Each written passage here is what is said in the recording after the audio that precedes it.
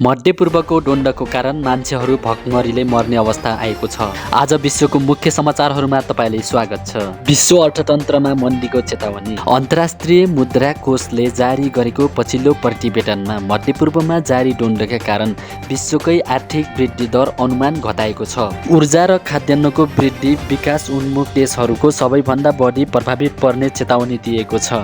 अब कुरा गरौँ इरान र अमेरिकाको तनाव। मध्यपूर्वमा जारी युद्धको बीचमा अमेरिका अधिकारीहरूले स्थितिमा केही सुधार सङ्केत गरेका छन्। राष्ट्रपति डोनाल्ड ट्रम्पले इरानसँगको जारी तनावको अन्त्यको नजिक रहेको बताएका छन्।